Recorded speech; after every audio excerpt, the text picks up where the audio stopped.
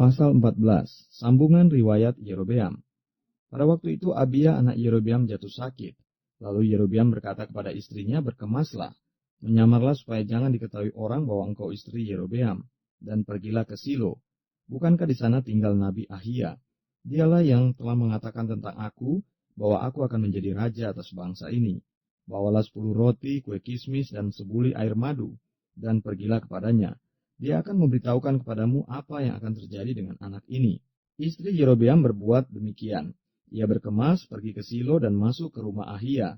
Ahia tidak dapat melihat lagi, sebab matanya sudah kabur karena ia sudah tua. Tetapi Tuhan telah berfirman kepada Ahia, bahwasanya istri Yerobeam datang untuk menanyakan kepadamu perihal anaknya, sebab anak itu sedang sakit. Begini-begini harus kau katakan kepadanya.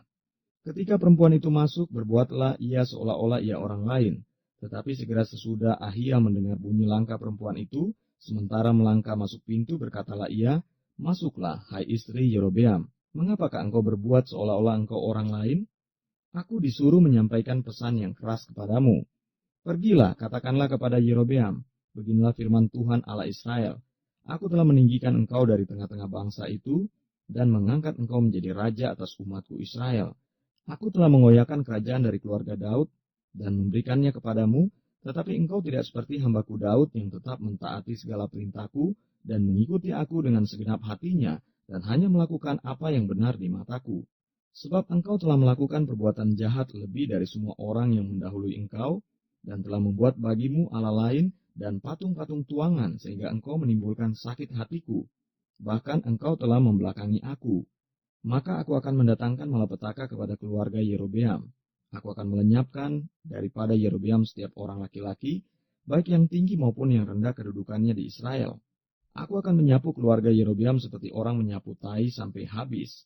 Setiap orang daripada Yerobeam yang mati di kota akan dimakan anjing, dan yang mati di padang akan dimakan burung yang di udara, sebab Tuhan telah mengatakannya. Tetapi bangunlah dan pulang ke rumahmu. Pada saat kakimu melangkah masuk kota, anak itu akan mati. Seluruh Israel akan meratapi dia dan menguburkan dia, sebab hanya dialah daripada keluarga Yerobeam yang akan mendapat kubur. Sebab di antara keluarga Yerobeam hanya padanyalah terdapat sesuatu yang baik di mata Tuhan Allah Israel. Dan Tuhan akan membangkitkan baginya seorang raja atas Israel yang akan melenyapkan keluarga Yerobeam seperti kenyataan sekarang ini. Kemudian Tuhan akan menghajar orang Israel sehingga tergoyah-goyah seperti gelaga di air, dan ia akan menyentakan mereka daripada tanah yang baik ini, yang telah diberikannya kepada nenek moyang mereka. Ia akan menyerahkan mereka ke seberang sungai Efrat sana, oleh karena mereka telah membuat tiang-tiang berhala mereka, dan dengan demikian menyakiti hati Tuhan. Ia akan lepas tangan terhadap orang-orang Israel oleh karena dosa-dosa yang telah dilakukan Yerobeam, dan yang mengakibatkan orang Israel berdosa pula. Sesudah itu bangkitlah istri Yerobeam dan pergi, lalu sampailah ia ke Tirsa. Pada saat ia masuk melangkahi ambang pintu rumah, matilah anak itu. Mereka menguburkannya dan seluruh Israel meratapi dia sesuai dengan firman Tuhan yang diucapkannya dengan perantaraan hambanya Nabi Ahia. Selebihnya dari riwayat Yerobeam bagaimana ia berperang dan bagaimana ia memerintah, sesungguhnya semuanya itu tertulis dalam kitab sejarah raja-raja Israel. Lamanya Yerobeam memerintah ada 22 tahun. Kemudian ia mendapat perhentian bersama-sama dengan nenek moyangnya, maka anaknya menjadi raja menggantikan dia. Sambungan riwayat Rehabeam. Adapun Rehabeam anak Salomo, ia memerintah di Yehuda. Rehabeam berumur 41 tahun pada waktu ia menjadi raja, dan 17 tahun lamanya ia memerintah di Yerusalem, kota yang dipilih Tuhan dari antara segala suku Israel, untuk membuat namanya tinggal di sana. Nama ibunya ialah Naama, seorang perempuan Amon.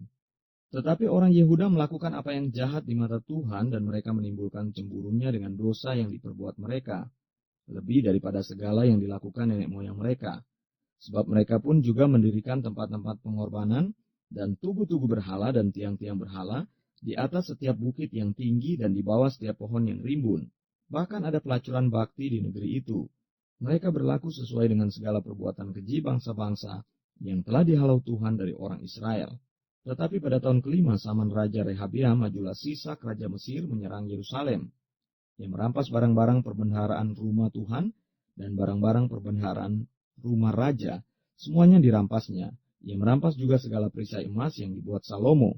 Sebagai gantinya, Raja Rehabeam membuat perisai-perisai tembaga yang dipercayakannya kepada pemimpin-pemimpin bentara yang menjaga pintu istana raja. Setiap kali raja masuk ke rumah Tuhan, bentara-bentara membawa masuk perisai-perisai itu, dan mereka pula yang mengembalikannya ke kamar jaga para bentara.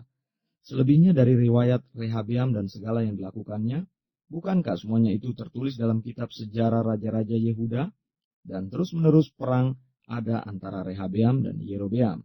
Kemudian Rehabeam mendapat perhentian bersama-sama dengan nenek moyangnya, dan ia dikuburkan di samping nenek moyangnya di kota Daud. Nama ibunya ialah Naama, seorang perempuan Amon. Maka Abiam anaknya menjadi raja menggantikan dia.